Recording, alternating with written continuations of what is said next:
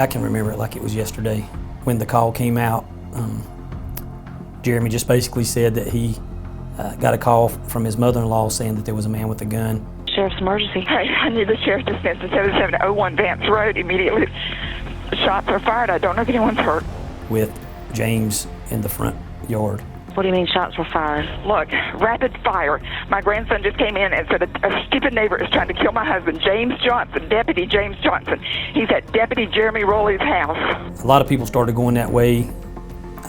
Me and I had a trainee with me. We were starting down the elevator, just sort of heading that way because we knew there would be people a lot closer than us.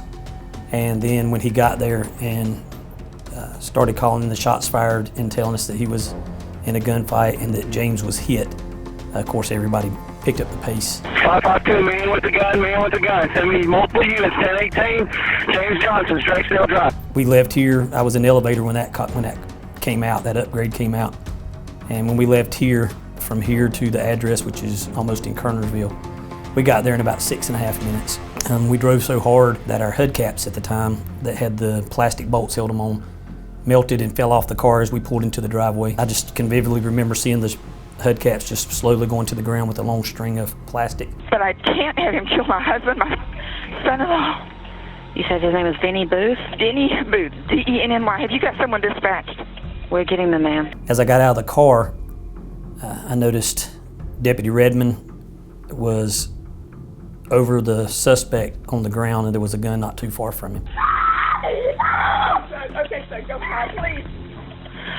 There is rapid fire by your end. I was in the basement doing laundry when my son Matthew brought the phone down to me, said Mom's on the phone. But she had a panic to her voice. She had been on the phone with her mom. Her mom had said that Denny, who was a neighbor in the neighborhood that had moved out about a month prior, was down at their farm and he had a gun and it was on Dado. Dado is the name we had for my father-in-law, James Johnson, who was also a reserve sergeant with the Forsyth County Sheriff's Office. My husband is unarmed. He doesn't even have his patrol car with him or anything. Does he have any kind of body armor on? No, he was coming home from his place of business. He has nothing. I told my son Matthew to get his rifle and put his little brother and his little sister and go put them in the closet and him stay in there with them with the rifle and don't come out for anybody. I grabbed my ballistic vest, an outer carrier that we used at the time, and my handgun and my radio. Got my patrol car, got on the radio, checked on duty, and advised that I was en route to James Johnson's farm on Drakesdale Drive because there was a man with a gun down there. So I responded down to the farm, which was about 1/4 mile away from my house, and pulled into their driveway. They had a long driveway leading down to their house. As I'm pulling down the driveway, I notice Denny standing with James, and Denny had a rifle in his hand. So I parked my vehicle, at the time a lot closer than I should have. But I parked it, got out of the vehicle, and immediately started challenging Denny. I knew him. He was my neighbor for years and years prior to this. A lot of things going through my head, a lot of stuff processing. Mainly as I know this person, I imagine I could probably talk him down. He had James in front of him and was using him as almost a human shield. It was just a matter of seconds. James broke away from Denny off to the right and went into a pasture. When he was at home and his mother-in-law called him and told him that Denny was outside with James and he had a gun, he just stuck a vest on, threw his vest on over his plain clothes that he was wearing at home. And he went over, as he pulled in to the driveway, he told me that Denny had a gun pointed at his father-in-law, James, and that he pulled his weapon and told James to run. And as James was running, Denny shot him several times with like an AK-47 or SKS. It was a high-powered assault rifle. And Jeremy began engaging him, and then he turned the gun on Jeremy. As soon as James broke away from Denny, Denny lowered his rifle on me. I had my handgun on him, and immediately we both started firing on each other. I was immediately hit. At the time, I knew I was hit in the arm. Looking back later, I was hit in the neck and the chest as well. But the only thing I noticed at the time was being struck in my left arm. Immediately lost all feeling in it. It dropped down to my side, and as much as I could try to use it, I couldn't. We exchanged rounds back and forth. I did not have a very good tactical position. I was just using my car door, driver's side car door for cover. So I immediately went back around the back of my patrol car over to the passenger side and came up on the passenger side A-pillar and kneeled down and used the engine block from that side for cover. By the time I got around there, I was out of rounds with my handgun. In my haste, running out of the house, I just grabbed my handgun and did not grab my extra magazines off my duty belt. At that time though, Denny was on the ground and I was on the side of the car. I kind of ran out of options of what to do, and then it just hit me, okay, I've got a shotgun in the trunk. It appeared by the blood and the bullet holes had attempted to engage him from the door as he opened the driver's door. We create a V to use it for cover, more concealment because the bullets will go through the car. But all the bullet holes were through the door and through the mirror, through the windshield, and that's where a large pool of blood was. And we could follow the blood trail around the back of the car, around to the passenger side of the car where he attempted to engage. Over the hood, he went to the back around to the driver's side of the car where a button was to pop the trunk. He carried a shotgun in the trunk. When he got around to the shotgun and got it out of the trunk, he went to put the first rack the first round in, and that's when he noticed that his hand was just about completely severed from his arm. The passenger side door was locked, so I had to move back around the back of the patrol car over to the driver's side door. So I hit the trunk release, went back around to the trunk, popped the trunk open. At that time, we didn't have mounts for our shotguns, so it was just kind of wedged in between the spare tire and the trunk lid inside of a gun case. So with just my right hand, I had to unzip the gun case, pull the Remington 870 out of the gun case, and we kept him cruiser safe, which meant you didn't have a round in the chamber. Sergeant Cranfield, come on. He's still got the assault rifle. I got my shotgun out. I can't pump it other than hitting the left arm. I put the butt of the shotgun on the ground, hit the slide release, and one-handed racked around into the chamber. I carried the shotgun back around to the driver's side door and used the hinge part of the A-pillar and the door as basically a bipod for the front of the barrel of the shotgun. And I kept it on Denny and had him covered. He was laying on the ground in a supine position, and he kept telling me to shoot him, kill him, shoot him, kill him. I kept giving him commands, don't move, don't move, don't move. 10-14, he's asking me to shoot him, and he keeps trying to keep for his gun. Let him alone, Daddy! He kept reaching for the rifle, which was above his head. It was on the ground, but it was above his head. He kept reaching for it. I was still giving him commands not to move. He reached for it, grabbed the rifle, and was able to manipulate it enough to pick it up off the ground. At that time, I fired a round at him with my shotgun and swept the top of his chest. He engaged him with buckshot, which is 9 pellets. Out of those pellets, some of them hit Denny. One of them hit the slide on the rifle, which put a nick or a dent in that slide or in that bolt, so that the next time Denny fired it, the nicked bolt caused it to jam and caused it to where it was inoperable and it wouldn't fire anymore. So at that point, Denny Booth had to put that gun down, and he had I think it was a 9mm handgun that he had dropped during the gunfight and was crawling toward it because he had been hit himself with a couple pellets. At that point, Jeremy couldn't get another round in the shotgun, and that's when he took off running. I'm losing blood, Sheriff. I was 5'2". I'm bleeding bad. I don't remember much after that. I'm losing consciousness. James is down in this field, right next to the vehicles. You may not see him. He's laying down in the grass field. On the scene, other than I moved over to the fence near the pasture that's right next to the house and leaned up against the fence. And that's when officers began to take care of me. I remember telling them that James was laying out in the pasture somewhere. The hay was pretty tall. It hadn't been cut for a while, and with it being dark out, you really couldn't see where James was laying. So I was just kind of saying he's out there somewhere. As my nephew went over to check on James, we cuffed the suspect, turned him around to where he couldn't see what was going on, and left Redmond to cover him. And another officer had arrived just after I got there, and his name was Travis Broughton. Me and Travis went over to check on James, and we told Sam to stay with Deputy Rowley. And when we got over there, James appeared to not be breathing, appeared to be deceased, but we began CPR efforts.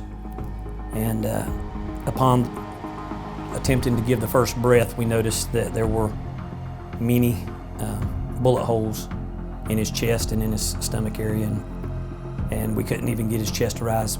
The air was just coming out of the bullet holes. We attempted to take like our driver's license and check cards, plastic stuff out of our wallet, and cover as many holes as we could to see if we could get air into his lungs, but nothing was working. And so it seemed like forever, but we finally got the first ambulance there, and he started toward the suspect. And I remember telling him to the suspect could wait until he come and checked on James. James seemed to be in the worst shape. Device 552, his children are fine, his wife is fine, everything is code 4 at his residence. 105, this is 550, we're en route to Baptist. I arrived at the hospital. They let me speak to Lori for just a minute. They told her I was in bad shape and had to go to surgery right away. I gave an initial statement in the emergency room. Not that I was giving up, but I had known enough about these type of situations that if I gave a statement right away, if I wasn't able to give a statement later on, that statement would be admissible. So I gave a statement to one of the investigating officers in the emergency room before they took me into surgery. Took me into surgery. I don't remember the surgery at all. The very next thing I remember is waking up in intensive care, and my left arm was wrapped up just as thick as you could possibly wrap it, and I saw my fingers sticking out from all the wrapping. Lori had come in. She had said that I had coded twice on the operating table, and that they told her going into surgery that I would not have my left arm coming back out. It was too damaged. So when she saw me in the ICU, she couldn't believe that my arm was still there. I was discharged the day after Thanksgiving. Came home and did a lot of physical therapy and worked on coming back to work. My goal almost immediately was to get back to work within a year. And in the 1st of November of 2005, I was signed off to be able to go requalify with my handgun. I requalified with my handgun and got returned to full duty. Jeremy, with the, I wouldn't say lack of training, but with the lack of patrol time, and I guess not dealing a lot with that, to me, handled that better, with more bravery than SWAT teams and people that just are completely skilled in tactics, and that really impressed me, because you think of people that is not working as patrol, it's just people that are just riding around serving papers or whatever, they don't really engage in that. And so you sometimes think that they might not be as tactically minded as the patrol guys, but he went into the battle. He took it head on, a handgun against an assault rifle. And in my opinion, if he wouldn't have fought through the severed hand to get that first round in the shotgun and get that round off, which caused the assault rifle to jam, then as I pulled up and me and my trainee were getting out of the car, we probably would have took rounds from that assault rifle too. Officer Redmond, who got there before us, he would have probably taken the rounds, because at the time we had no idea where the shooter was, and if he would have been able to continue shooting after Jeremy, he would have probably picked off a lot of us before we got there. So Jeremy fighting through that last round with the shotgun, I think saved a lot of lives that night. I think he saved my life, that of my trainee, which is my nephew. And I can't say enough about how brave it is to stand alone against a man with an assault rifle with nothing but a handgun. The most damage was to my left arm. The rifle round, basically, it was a 7.62 SKS rifle. So that rifle round struck the car door and came through and struck my arm, shattered my radius and severed my radial artery, damaged all of the muscle in there. So I have 2 rods in my left arm, several screws. The radial bone is still, the radius is still missing, and a lot of the muscle is still missing. When I flex, you can see a lot of indentation into the arm. The surgeons took some muscle from the upper part of my arm and pulled down through the elbow and attached through here. They took cadaver bone and mixed it with some of my hip bone and formed a type of putty and rebuilt a radius to kind of help support with the 2 rods in my arm. I had tendon damage in my left hand. They pulled a tendon out of my ring finger and pulled it up through the wrist and attached it to my thumb, where tendons in my thumb were destroyed beyond repair. Did a lot of work there. I was hit in the neck, didn't realize I was hit in the neck, and several months later, I actually had pieces of car door that was embedded in my neck that had worked its way out and was festering, and they did an outpatient surgery procedure on my neck and pulled out a little chunk of metal with the black paint from my car door. I was hit in the chest. I was wearing my ballistic vest. The ballistic vest did not stop the rifle round, but it did slow it down enough to where it saved my life. It penetrated through the vest. It bruised my heart. I had a collapsed lung. They cut open my chest and, for lack of a better term, filleted it over to open it up and let it air out and clean it out and that, and there was shrapnel in my chest. I had glass embedded in my chest and shrapnel from the bullet round, and then also some shrapnel from my car door that was in my chest. To this day, I still have some metal in my chest, and that medically it's better just to leave there than for them to try and go in and remove. As a result of 11-11-04, the agency began procuring and issuing rifles to all deputies that were, could qualify with the weapon.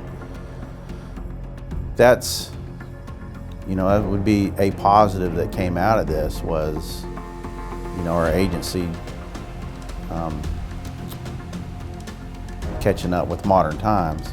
The number one thing new officers should know is wear your vest. You should wear your vest all the time. Fortunately, I live by that motto. Day one that I got my first ballistic vest issued to me, I wore it every day I was in uniform, regardless of what I was doing. Without a doubt, that night Valor was earned on Vance Road. He should receive the highest honor that anyone can get. He's a hero. I love him. I've spent a lot of time with him since then, know his family. He has been through a lot, and he is truly a hero and truly has my respect.